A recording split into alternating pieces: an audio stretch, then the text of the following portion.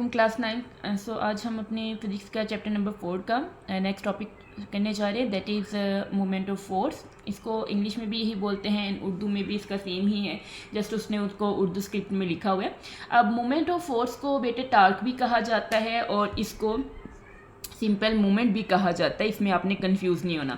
अभी तक हमने पिछले जितने भी लेक्चर में जो भी कुछ हमने स्टडी किया था, जिसमें हमने देखा था कि जो एक्सिस ऑफ रोटेशन होता है वो क्या होता है, जो फोर्स की लाइन होती है, एक्शन ऑफ फोर्स होता है वो क्या होता है, मूवमेंट आर्म किसको कहते हैं, वो सारा का सारा इसी टॉपिक तक पहुँचने के लिए हमने किया था। टार्क या मूवमेंट ऑफ फोर्स, पेपर में आपको कुछ भी बेटे आ सकता है, मूवमेंट ऑफ फोर्स भी आ सकता है, टार्क भी आ सकता है या मूवमेंट भी आता है। ये बेसिकली किसी भी बॉडी में टर्निंग इफेक्ट को कहते हैं कि टार्क एक ऐसा फैक्टर है जो किसी भी बॉडी में रोटेशन पैदा करता है, उसको घुमाता है। वो जो रोटेशनल फैक्टर है उसको बेसिकली हम मूवमेंट ऑफ फोर्स कहते हैं। अब मूवमेंट ऑफ फोर्स को नेक्स्ट ये आपकी डेफिनेशन हो जाएगी, नेक्स्ट हम बुक से भी कर लेंगे। इसमें आप लोगों ने जो जो पॉइंट करने में पहले आपको वो सारा समझा देती हूँ, देन हम बुक की तरफ आते हैं। तो मोमेंट ऑफ फोर्स टार्क या खाली मूवमेंट क्या है, एक रोटेशनल फैक्टर है जो किसी भी चीज़ में, किसी भी बॉडी में जो रोटेशन पैदा करता है। रोटेशन कितना पैदा होगा, कैसे पैदा होगा, क्यों पैदा होगा, कब पैदा होगा, ये सारा का सारा चीज़ हम किस में डिस्कस करेंगे, टार्क में। अब टार्क जो होता है बेटे वो दो चीज़ों पे डिपेंड करता है। अच्छा, ये इसको टार्क देखिए, ये सिंपल होता है टी, लेकिन टार्क को जब हमने रिप्रेजेंट करना है तो इसको हम थोड़ा सा ऐसे लिखेंगे और ये जो वर्ड होता है इसको हम टॉ बोलते हैं, उर्दू में भी इस तरह tau. It is not T, it is tau. So tau जो सा होता है, टार्क को हम रिप्रेजेंट करते हैं टॉ से और ये इक्वल होता है F × L। अब पेपर में आपने इसको कैसे सॉल्व करना है, अब ये देखें बेटे, आपने ये लिखा, ये किसके बराबर है, आपका टार्क के, और F = F क्या चीज़ है, आपकी फोर्स। और इसी तरह से जो L है ये आपका क्या है, मूवमेंट आर्म। मूवमेंट आर्म का आपने पढ़ा था ना लास्ट लेक्चर में कि अगर ये आपका एक्सिस ऑफ रोटेशन है तो यहाँ से लेकर जहाँ तक आपने फोर्स लगाई है वो जो डिस्टेंस है वो आपका क्या कहलाता है, मूवमेंट आर्म। सो टार्क किसके इक्वल होता है, फोर्स × मूवमेंट आर्म। इन दोनों को अगर हम मल्टीप्लाई कर देंगे तो हमारे पास टार्क आ जाएगा। अब इसके बाद आपने नेक्स्ट जो हमने याद रखनी है कि जो सा मूवमेंट आर्म है, ये मूवमेंट आर्म है ना, एक्सिस ऑफ रोटेशन, ये हमारे पास क्या था जो हमने लास्ट लेक्चर में भी किया था, इसलिए इसको मैं बार बार रिपीट नहीं करूँगी क्योंकि ये लास्ट लेक्चर में हम सारा कुछ कर चुके हैं।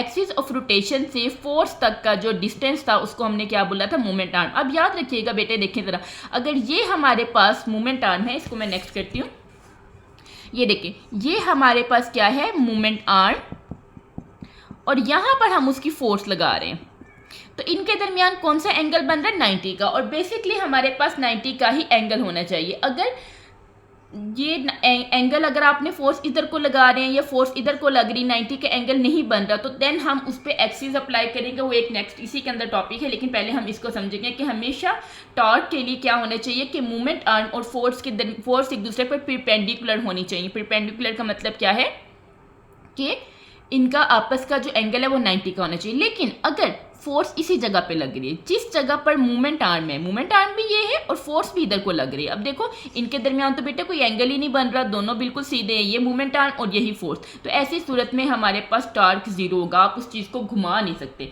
जैसे ये देखें, ये मेरे पास एक डस्टर है, अब मैं क्या कर रही हूँ, ये अगर यहाँ पे ये इसका एक्सिस ऑफ रोटेशन है, ये एक्सिस ऑफ रोटेशन है, यहाँ पे जो मेरी फिंगर है, तो अब मैं क्या चाह रही हूँ, चलिए यहाँ से ऐसे आपको ये एक्सिस ऑफ रोटेशन है, इसने इसके गिर्द रोटेट करना है। लेकिन अगर मैं फोर्स इधर कोई लगा रही हूँ, राइट लेफ्ट पे कर रही हूँ, तो ये देखिए रोटेट नहीं कर सकता, क्योंकि ये एक्सिस ऑफ रोटेशन, यहाँ पे मैंने फोर्स लगानी है, जहाँ पे ये मार्कर है, और ये जो दरमियान में आपका डस्टर है ये आपका मूवमेंट आर्म है।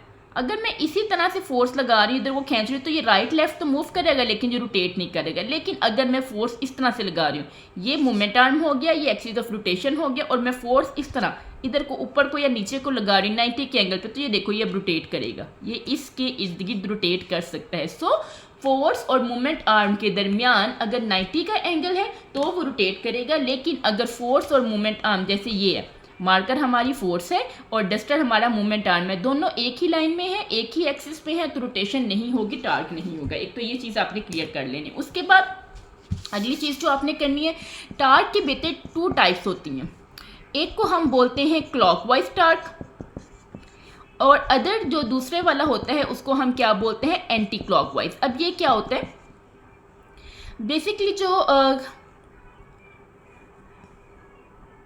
क्लॉक है वो क्या करता है, घड़ी की सुइयां देखी है ना, वो इस तरफ को रोटेट करती हैं। तो अगर कोई चीज़ इस साइड पे घूम रही है, क्लॉक की डायरेक्शन में है, तो उस टॉर्क को हम बोलेंगे क्लॉकवाइज। लेकिन अगर कोई चीज़ किसी चीज़ को घुमा रही है लेकिन ऑपोजिट साइड पे, जैसे डस्टर अगर इधर को घूम रहा है ऐसे, तो ये क्लॉकवाइज होगा। लेकिन अगर ये ऊपर की तरफ जा रहा है तो एंटी क्लॉकवाइज होगा। नेक्स्ट आपने जो चीज़ इसमें याद रखनी है, एंटी क्लॉकवाइज टार्क हमेशा पॉजिटिव होता है, जबकि क्लॉकवाइज टार्क हमेशा क्या होता है, नेगेटिव। इसके बाद आपने क्लॉकवाइज और एंटी क्लॉकवाइज टार्क के बारे में याद रखना है। यही बेसिकली इसमें जो चीज़ें हैं वो हमने करनी है। और अब हम आ जाते हैं बुक की तरफ से, ताकि हम उसको उससे भी रिलेट कर सकें।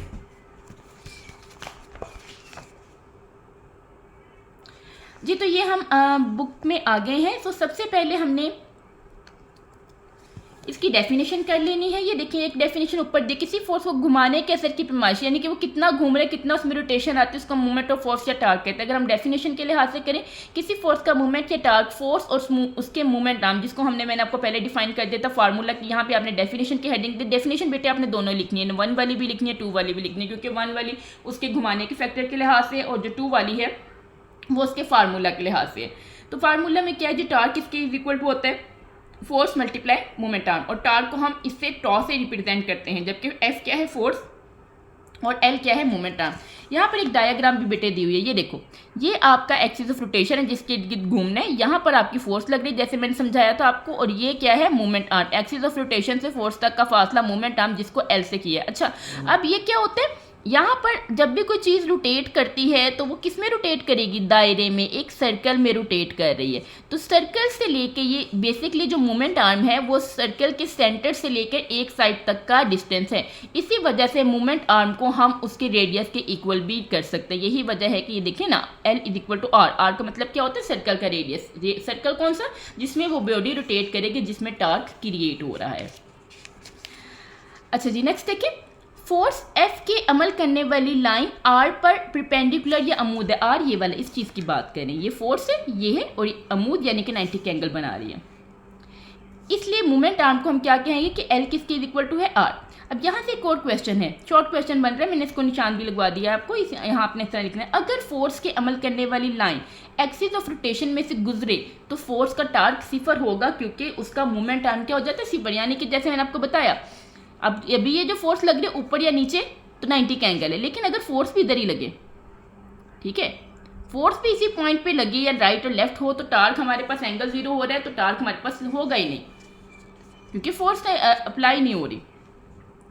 सो यहाँ पे आपको क्वेश्चन बन सकता है कि ऐसी कंडीशन के बारे में बताएं, ऐसी हालत के बारे में बताएं जब आपका टार्क 0 होगा या मोमेंट आर्म 0 होगा। तो ये मैंने हाईलाइट भी कर दी बेटे आपने। इसी तरह कब हमारा टार्क 0 होगा, कि अगर जो फोर्स है उसकी line of action of force वो line of action of rotation में से गुजरे, ठीक है, फोर्स की लाइन एक्सिस ऑफ रोटेशन में से गुजरे तो चीज़ घूम नहीं सकती, रोटेट नहीं कर सकते, और हमारा टॉर्क क्या हो जाता है, 0। नेक्स्ट हमने इसकी टाइप्स के बारे में पढ़ना है। नंबर 1 क्या है कि अगर कोई चीज़ कोई बॉडी रोटेट करे एंटी क्लॉकवाइज में, यानी कि क्लॉक के अपोजिट डायरेक्शन में, तो वो टार्क क्या होगा, पॉजिटिव टार्क। लेकिन अगर कोई क्लॉक की डायरेक्शन में ही घूमे तो हमारा टॉर्क क्या होगा, नेगेटिव। उसके बाद आपने हेडिंग दे देनी है इसकी यूनिट की, टार्क का ऐसे यूनिट क्या होता है, न्यूटन मीटर। ये आपको बेटे इसके यूनिट बनाने आने चाहिए। देखें अभी हमने किया कि torque tau is equal to क्या होता है, एफ मल्टीप्लाई एल।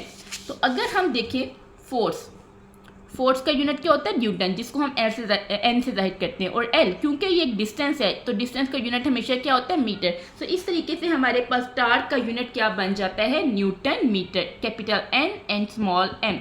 इसको अगर हम लिखें तो ये न्यूटन मीटर, ये देखें जी, ये इसका आ गया। अब नेक्स्ट पॉइंट क्या है, नेक्स्ट पॉइंट ये है, अच्छा आपको इन सब के पॉइंट्स और हेडिंग्स बनाने आने चाहिए, क्योंकि हमने पेपर सॉल्व करना है, हमने एग्जामिनर को बताना है कि जी हमारे पास नॉलेज है। जिस तरह से बुक वालों में दिया होता है ऐसे सीधा सीधा नहीं लिखते, इसलिए जो हेडिंग्स बनाई है, पॉइंट्स बनाई है, इनको साथ साथ नोट कर लीजिएगा।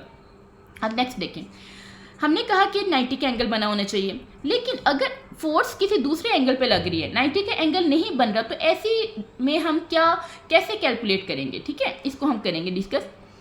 अब क्या हो रहा है ना कि काफ़ी सूरतों में ऐसा होता है कि नुक्ता पी जहाँ पर फोर्स लग रही हो को मिलाने वाली लाइन फोर्स एफ पर अमूदन नहीं होती। ये देखें, ये हमारे पास क्या है, इसको मैं इधर मेंशन कर देती हूँ, आप भी अपनी बुक में मेंशन कर लीजिएगा। ये हमारे पास बेटा ओ क्या है, एक्सिस ऑफ रोटेशन, जहाँ से चीज़ ने घूमना है, और ये जो एल है ये वाला ये चीज़ हमारे पास क्या है, ये है मूवमेंट आर्म, और यहाँ पर हमारी फोर्स लग रही है। लेकिन अगर फोर्स यहाँ की बजाय इस तरह थोड़ी सी टेढ़ी हो तो तब क्या करें? इस सूरत हाल में हम क्या करते हैं, हम एक्सिस बनाते हैं, जो हमारा नेक्स्ट टॉपिक भी है। क्या करेंगे हम, इसका एक ये देखें इमेजिनरी लाइन यहाँ पे ड्रॉ करेंगे, और जहाँ से वो एरो ख़त्म हो रहा है, जहाँ पे फोर्स लग रही है, उसके ऊपर एक और एक्सिस गिरा देंगे। ये जो परपेंडिकुलर होती है इसको हम एक्सिस को बोलते हैं एफ वाई, और ये जो एक्स एक्सिस के साथ होती है इसको हम बोलते हैं एफ एक्स। देखिए दो किस्म की एक्सिस होती है ना बेटे, वाई एक्सिस जिसको हमने लास्ट लेक्चर ये पिछले चैप्टर में भी किया था, और ये वाली कौन सी एक्सिस है, एक्स एक्सिस। तो यहाँ पे देखिए हमारे पास बेटे ट्राइंगल सा बन गया, तो इससे हम ये हमारे पास पूरा नेक्स्ट टॉपिक है, तो हम क्या करेंगे, इसको ऐसे कैलकुलेट करेंगे। इसलिए O P is equal to L, यानी कि अब फोर्स आपकी इस साइड पे लग रही है, अगर तो वो बिल्कुल स्ट्रेट होती तो ओ पी हमारा मोमेंट आर्म होता, लेकिन अब क्योंकि फोर्स साइड पे लग रही है तो हमारे पास मोमेंट आर्म ओ पी नहीं होगा, हम इसको आगे बढ़ाएंगे डॉटेड लाइन से, इसी चीज़ को वो कह रहे हैं। तो फोर्स एफ का मोमेंट आर्म नहीं होगा। ऐसी सूरतों में हमें क्या करेंगे, फोर्स के एक्सिस मालूम करेंगे। एक्सिस जो मैंने आपको बताया इस तरीके से डॉटेड लाइन गिराकर वाई एक्सिस में एफ वाई, और दूसरी तरह क्या होगा एफ एक्सिस, या फिर एल का जुजू आर मालूम करना पड़ेगा। एल का जुजू आर यानी कि रेडियस कहाँ तक बन रहा है, जैसे ये मैंने आगे बढ़ाया उसको, जो फोर्स एफ के अमल करने वाली लाइन पर अमूद यानी कि परपेंडिकुलर होगा। ये चीज़ एक्सिस करेंगे बेटे, पूरा नेक्स्ट टॉपिक है ये देखें, ये वाला जो नेक्स्ट टॉपिक है ना, ये हम इसमें सारा करेंगे। सो यहाँ पर आपके पास ये भी एक शॉर्ट क्वेश्चन बन सकते हैं कि अगर जो line of action of force है वो मोमेंट आर्म पर परपेंडिकुलर नहीं है तो आप वो उसको कैसे मालूम कर सकेंगे, तो ये है, तो वो इसके इक्वल नहीं होगा। हमें क्या करेंगे, इसके परपेंडिकुलर मालूम करेंगे, और एफ वाई मालूम करेंगे एफ एक्स, और फिर हम उसके लिए फोर्स मालूम कर सकते हैं। इसके लिए हमें क्या करना पड़ता है, देखिए आगे वही चीज़ लिखी हुई है कि किसी फोर्स या वेक्टर के अमूदी अज्जा परपेंडिकुलर मालूम करने होंगे, जिसी को हम क्या कहते हैं, वेक्टर के अमूदी अज्जा में तकसीम करना, जो हमारे पास पूरा नेक्स्ट टॉपिक है। स्पीड उससे आपको क्लियर हो जाएगा।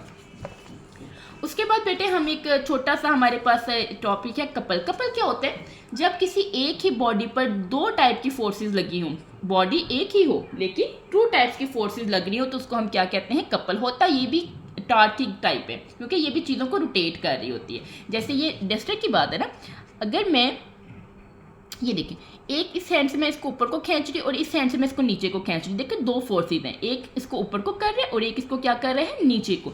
एक फोर्स इधर ऊपर को और एक फोर्स क्या होगी, नीचे। अब दो फोर्सेज है, दोनों ने मिलकर इसको रोटेट करवाना है, दोनों ने मिलकर इसमें टार्क पैदा करना है, और ये दोनों फोर्सेज इकट्ठी क्या कहलाती हैं, कपल।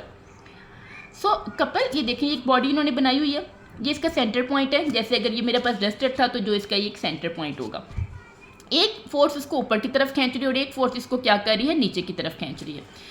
सो कपल भी क्या होते हैं, एक टार्क की टाइप है, और ये हमारी मुख्तलिफ लाइफ में मिल जाता है। यहाँ पर क्या होते हैं, इक्वल फोर्सेज हैं लेकिन अपोजिट डायरेक्शन में, और पैरेलल है। पैरेलल और unparalleled forces and unlike parallel forces, unlike parallel forces, पीछे हम बेटा ये सारा चैप्टर के स्टार्ट में करके आए हैं। सो मेरा नहीं ख्याल कि मुझे उसको दोबारा यहाँ पर रिपीट करने की ज़रूरत है। अगर किसी को कन्फ्यूजन हो रही है तो काइंडली लास्ट लेक्चर जो अपलोडेड है उनको देख लें।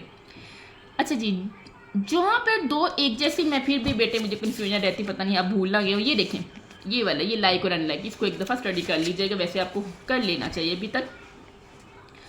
अच्छा, दो इक्वल होंगी लेकिन अपोजिट होंगी तो वो उनसे क्या पैदा हो जाएगा, टार्क। अब इसकी बहुत सी एग्जांपल है, ये भी बेटा इंपॉर्टेंट शॉर्ट क्वेश्चन है, पेपर में आ सकते हैं, और इसकी एग्जांपल भी आपको आनी चाहिए। जैसे हम टूटी खोलते हैं या बंद कर रहे हो, देखो आप टूटी खोल रहे हैं या बंद कर रहे हैं, उसको आप रोटेट करें। अब टूटी खोलने में क्या होता है, फर्ज करें टूटी है तो आपकी फिंगर्स इस तरफ को मूव करी, जबकि आपका जो थंब है वो इधर को अपोजिट डायरेक्शन में मूव कर रहे, एक उधर को और एक इधर को। तो ये दो तरह की फोर्सेस लगने हैं जो ऑटोमेटिकली इसको क्रिएट करनी है, कपल को। सो नंबर 1 एग्जांपल तो हमारे पास होगी टूटी का खोलना या बंद करना। नंबर 2, लॉक लगा हुआ है ताले में, तब भी यही है, तो हम घुमाते हैं। अगर हम ये वाला थंब है, इसके जरिए चाबी को इस तरह से करें तो ये दूसरी इस तरीके से होगी, तब भी दो फोर्सेस लग रहे हैं। आप खाली थंब से या खाली फिंगर से नहीं खोल सकते, आपको दोनों चीज़ें लगानी पड़ती हैं, दो तरह की फोर्सेस लगेंगी तो वो खुलेगा। नंबर 3 पे किसी जार का ढक्कन, जार कर लें या आपके पास जो कोल्ड ड्रिंक होती है, किसी का भी कोई भी बॉटल है जिसके ऊपर गोल ढक्कन है, तो उसमें भी हम क्या करते हैं, ऐसे रोटेट करते हैं ना उसको, थंब को जैसे ऐसे, ठीक है। तो थंब और ये जैसे ये मेरे पास मार्कर है, इसको मैंने करना है तो मैं ऐसे कर रही हूँ, ये देखो, ये थंब को इधर और फिंगर को इधर। ये अगर मैं खाली फिंगर से खोलना चाहूँ, देखो मैं इसको नहीं मूव कर पाऊंगी। अगर मैं खाली थंब से करना चाहूँ, देखो ये नहीं मूव हो रहा, जब तक मैं दो फोर्सेस नहीं लगा रही। तो ये भी क्या है, कपल। इसी तरह से नंबर 4 पे हमारे पास आ गई गाड़ी ड्राइव करते हुए जो उसका स्टीयरिंग होता है, वो भी देखो एक हाथ से तो नहीं ना ड्राइव करते, उस पर उसको भी हम क्या करते हैं, 2 हैंड से ड्राइव करते हैं। ये वाला हैंड अगर हम इधर को करें तो ये वाला हैंड इस साइड पे ऊपर की तरफ होगा। तो हम दो बराबर मुखालिफ सिमतों में फोर्स लगाते हैं। इस तरीके से हमारे पास क्या होता है, टार्क, या ये पैदा हुआ टार्क कपल कहलाता है। तो कपल, लेकिन कपल की वजह से क्या हो रहा है, टार्क पैदा हो रही है। ये बेटे इसकी डेफिनेशन है। जब दो इक्वल हों, बराबर हों, लेकिन अपोजिट डायरेक्शन में पैरेलल फोर्सेस किसी जिस्म के दो मुख्तलिफ निकात। अच्छा ये भी बहुत इंपॉर्टेंट है, एक ही जगह पे तो नहीं ना। अब ये अगर इसकी एग्जांपल है, एक मैंने थंब इधर लगाया है तो फिंगर इधर लगाई है, दो मुख्तलिफ पॉइंट्स पर वो एक्ट कर रहे हैं। कपल में दो फोर्सेज होती है लेकिन वो एक पॉइंट पर नहीं, दो डिफरेंट पॉइंट पर एक्ट करती हैं। तो इससे हमारे पास क्या बन जाता है जी, कपल। ये हमारे पास बेटे एक कपल था, इसको ध्यान से कीजिएगा। छोटी सी नीचे एक इन्फॉर्मेशन दी, इसको भी कर लेते हैं। गाड़ी का स्टीयरिंग व्हील, जैसे मैंने आपको एग्जांपल दे दी, ये देखें। अब इसमें भी क्या होगा, ये आदमी ये वाला हाथ इधर को करेगा और ये वाला ऊपर को जाएगा, दो फोर्सेस लग रही हैं, ठीक है। और ये क्या बना रही, कपल। किसी गाड़ी को मोड़ने के लिए उसके स्टीयरिंग व्हील पर कपल लगाया जाता है। आजकल गाड़ियों में छोटे कतर के स्टीयरिंग व्हील, कतर क्या होते हैं, देखो एक, जैसे एक मैंने ये बड़ा दायरा बनाया है, तो बड़ा दायरा इसका एक पॉइंट से लेकर यहाँ तक का जो डिस्टेंस है उसको हम कतर कहते हैं या डायामीटर कहते हैं। तो इसका डायामीटर ज़्यादा है। जबकि अगर मैंने ये एक सर्कल बनाया है तो इसका डायामीटर या कतर क्या है, कम। तो कहते हैं जितना छोटा होगा उतना टार्क आपका जो कपल है वो ज़्यादा ठीक रहेगा, और जितना बड़ा होगा उतना वो ख़राब होगा, उतना वो ज़्यादा फोर्स नहीं क्रिएट कर सकता। इसी वजह से आजकल क्या होता है, जो न्यू गाड़ियाँ आ रही हैं उसमें जो लार्ज डायामीटर है उसका नहीं यूज़ किया जा रहा, बल्कि स्टीयरिंग व्हील क्या कर रहे हैं, कम डायामीटर का, छोटे कतर का स्टीयरिंग व्हील लगा। इसकी वजह ये कि ज़्यादातर गाड़ियों में पावर स्टीयरिंग, थोड़ी सी फोर्स लगाई तो और वो ज़्यादा उस पर फोर्स नहीं लगानी पड़ती, जिसमें एक पंप के जरिए एक किस्म का माया या लिक्विड निकला जाता है ताकि व्हील को घुमाने के लिए कम फोर्स लगानी पड़े। नतीजतन स्टीयरिंग व्हील क्या होता है, इजीली घूम जाता है। पावर स्टीयरिंग होता है ये कि थोड़ी सी फोर्स लगाएं आपको गाड़ी चलानी पड़ेगी, लेकिन अलबत्ता जो पुरानी गाड़ियाँ होती हैं ना, जो मेहरान वगैरह, तो उनमें आपको फोर्स ज़्यादा लगानी पड़ती है। उनके स्टीयरिंग जो होते हैं बड़े बड़े हैं, तो जितनी ज़्यादा फोर्स लगाएंगे तो वो स्टार्ट होती है। सो ये हमारा बेटे आज का टॉपिक था। काइंडली इसको ध्यान से कीजिएगा। अगर किसी स्टूडेंट ने अभी तक चैनल को सब्सक्राइब नहीं किया तो काइंडली सब्सक्राइब कर लीजिए। Thank you. कल इंशाल्लाह नेक्स्ट लेक्चर के साथ मुलाकात होगी। थैंक यू जी, अल्लाह हाफिज़।